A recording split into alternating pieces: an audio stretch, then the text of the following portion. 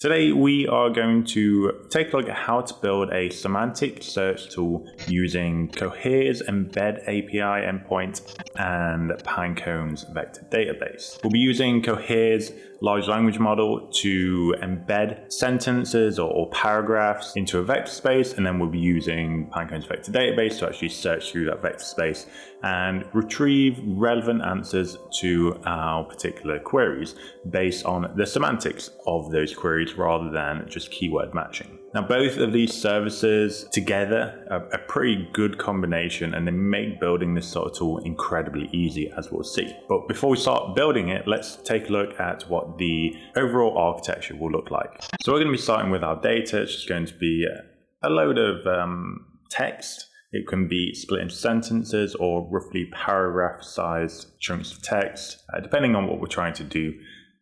And what we're going to do is feed those into Cohere's embedding endpoint, which is just going to go to a large language model. And what that will do is encode each of the chunks of text that we feed into it into a single vector. Now, we're going to have 1,000 of these chunks of text. We're going to have quite small questions from the Treg dataset. So we'll end up with 1,000 of these vectors. Okay, and once we have them, we then take them, we put them into Pinecone. And whilst they are stored in Pinecone, or even just the vectors by themselves, we can think of them as being, how this works is that they are represented in a vector space. So two of these chunks of text that are semantically similar, i.e. they have a similar meaning, they would be very close together in that vector space, whereas two sentences that have a very dissimilar meaning would be very far apart within that vector space. Pinecone is the storage, the database that stores all these vectors and also allows us to search through these vectors very efficiently. So we can literally store millions, tens of millions, billions of vectors in here and search through them incredibly fast. Now, all of this together is what we would call indexing. And on the other side of this, we have the querying phase. So when we're making queries, let's say we have a little search box here. Obviously, this input can be anything we like, but we have a search box here, and our users are going to enter a query. It's like Google search. That query will go over to Cohere first, using the same large language model, and what we will get is a single, what we would call a query vector. So here is our query vector. In code, we usually refer to it as XQ, and we're going to pass that over to Pinecone here. And we're going to say to Pinecone, okay, with this query vector, what are the top K? So that, like the number here, top K, maybe we would say equal to 3. What are the top K most similar already indexed vectors? So with top K equal to 3, if this was our query vector, we would return the top 3 most similar items here. So I think maybe number 1 would be this vector here, maybe number 2 would be this one, and number 3 would be this one. And the Pinecone would return those to us. So we'd have 3 vectors here. But obviously we can't read or understand what these vectors mean. All right, they're just numbers. So what we need to do is find the metadata that was attached to those. So the metadata is going to contain the original text from up there. So we would actually get that, our original text, and we would return all of that to our user. So that's what we're going to be building. It probably looks much more complicated from this chart than it actually is. It's incredibly easy, as we'll see. It won't take us long to go through. So let's get started. We are going to be using this guide on Pinecone, so docs.pinecone.io/docs/cohere. We're not going to actually go through this page here. We're actually just going to go over to here, opening Colab. Okay, and we get this little chart. It's pretty much exactly the same as what I just explained, just a little simpler. And we're going to go down here, and we just need to install a few prerequisites. So we take a look up here. We have Cohere and Pinecone.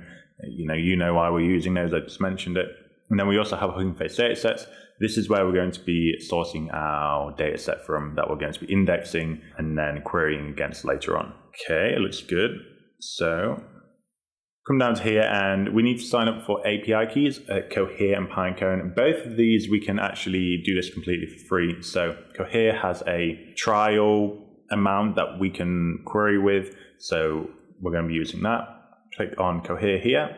That will take us to os.cohere.ai, and it will also just redirect you to the dashboard. If you're already logged in, if this is your first time using Cohere, of course you will not be, so you have to go up to the top right over here and create an account or log in. Once you have done that, you can go to settings on the left, go to API keys, and you should have a trial key here. So I've got the default key. I'm going to copy that and I'm going to go ahead and put it in here. Okay, so I've just put mine in, and then for the Pinecone key, you can click here, and that will take us to app.pinecone.io. If you already logged in, you'll see something like this. Otherwise, you're going to see a little login screen or create an account page. So you go ahead, do that, and then you should be redirected to here. Now, if this is your first time using Pinecone, this will be empty. You can see I have a few indexes in here already, but of course, if you haven't created any already, this will be empty. So what we need to do is head on over to API keys on the left. We should have a default API key. We can copy that and we will place it in here. Okay, so I've just added mine. So I've got my Cohere and Pinecone keys in there. First thing we want to do is create our embeddings. For that, we are going to need to use the Cohere Embed endpoint, and we also need some data. So let's get both of those. So Cohere, we just initialize our connection to Cohere using that API key from before. And then here we're going to use Hugging Face datasets, and we're going to download the first 1,000 questions from the Trek dataset, or first 1,000 rows actually. And then the questions themselves are stored within this text feature, which we can see down here. Okay, cool. After this, we are going to be using the Cohere Embed endpoint. We're going to be passing all of those items. So we actually have 1,000 items in there. We can just pass them all to Cohere at once, and this client will just automatically batch those and iterate through everything so we don't overload the API requests. We're going to be using the small model, and we're going to be truncating. So we're going to be keeping everything on the left here. And then after that, we want to extract the embeddings from what we return there. So we run this. It should be pretty quick. Okay, a second, super fast. And then let's just have a look at the dimensionality, what we return there. So we have 1,000 vectors. Each one of those vectors is 1,024 dimensions, which is just the output dimensionality of Cohere's small large language model. Okay, and with those embeddings all created, we can move on to actually initializing our vector index, which is where we're going to store everything. So for that, we initialize our connection to Pinecone using the API key we used before. We are going to be using this index name. You can change this to whatever you want. I would just recommend that you keep it descriptive so that you're not getting confused if you have multiple indexes later on. And then here, if this is your first time using Pinecone or going through this notebook, this will just run here. So it will create the index. If you've already run this notebook and the index already exists within your Pinecone account, then this is going to say, if that index name does exist, do not create the index again, because it already exists. We don't need to create it again. Within that create index, we have the index name, the dimensionality, so that's the 1024 that we saw before, the Cohere small model, and we're also using cosine similarity as the similarity metric there as well. After that, we just go ahead and connect to the index. So let's run that. Now, once that is all done, we're going to move on to actually upserting everything. So adding all of those vectors, the relevant metadata, and some unique IDs to our index. And that will be in this format. So we're going to have a big list where each record is within a tuple containing an ID, a unique ID, the vector that we've created from Cohere's embed endpoint, and the metadata, which is just going to contain the plain text version of the information. So come down here and we will go ahead and create that structure. So that's what we're doing here. So creating a zip list of unique IDs, which are just a count of the embeddings, which we've created before Cohere, and the metadata, which you can see we're creating here. It's just a dictionary. Metadata is also always within the dictionary format, and we just have a key, which is text, and the value, which is the original plain text of our data. Now, up here we're using batch size 128. That is so that we're not overloading the API calls that we're making to Pinecone, and we are actually upserting in batches of 128. Okay, so we can run that. At the end here, we're going to describe the index statistics, which is just so we can see the vector count. So have we upserted everything into our vector index there? And we can see here that we have. And from here, we can also check the dimensionality of our index, which again, this should align to the model output dimensionality. Again, it's the 1024 that we saw from before. And okay, so with that, we've actually done all the indexing stage of our workflow. So we can actually cross off this bit here. So the indexing part, this is all done. Now what we need to do is the querying part. So we can see we have our plain text query. We're going to take that to Cohere. From Cohere, we're going to create that query embedding. We query that with Pinecone, and we return some vectors and the metadata with those vectors to the user. So to do that, it's pretty much the same process again. We have our query. We have what caused the 1929 Great Depression. We are going to do the exact same thing that we did before with the Trek data. We are going to use Cohere Embed, use the small model, which I'm create to the left, and we get those embeddings. We can also print the shape here. So let me run this. Okay, so the shape is just one vector this time, which is our query vector, and it's still 1024 dimensionality because we're using that small Cohere large language model. Now, from there, we query Pinecone. With this, we're saying we want to return the top 10 most similar results, and we want to include the metadata because that includes the plain text so that we can actually read the results. And we get this sort of response, which is we can read it relatively easily, but let's clean it up a little bit more. So we come down here, run this. So we're going to go through each of those matches that we returned here, and we're just going to print out the score rounded so it's a bit easier to read, and we're going to return the metadata text. And if we print all of those out, we get something like this.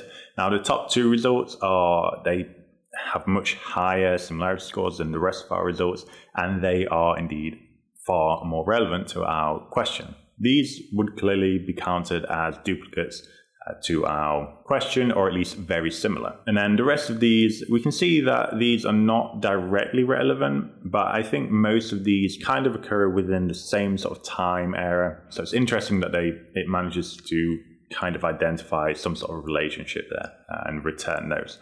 But of course, these are the only two within that 1000 query dataset that we have from Trek. These are the only two items that refer to the Great Depression.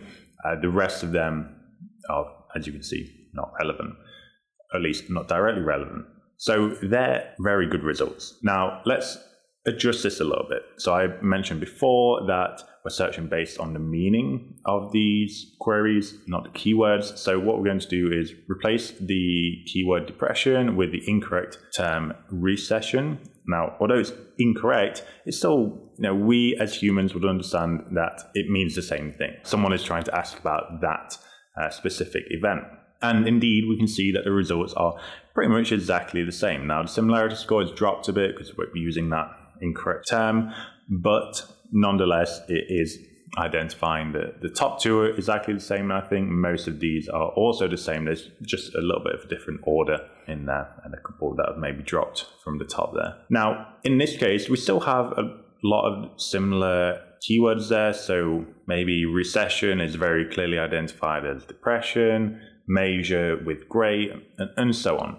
So maybe we can modify this even more and just kind of drop all of those similar words, and we can be kind of more descriptive here as well. So why was there a long-term economic downturn in the early 20th century? So this is very different to the results that we would expect to find. And yet again, we see those two right at the top, and the rest of these results are also very similar. Now, interestingly, I think because we are using more descriptive language here, it's managing to identify these two as being more similar than we did with the previous, where we used the incorrect result.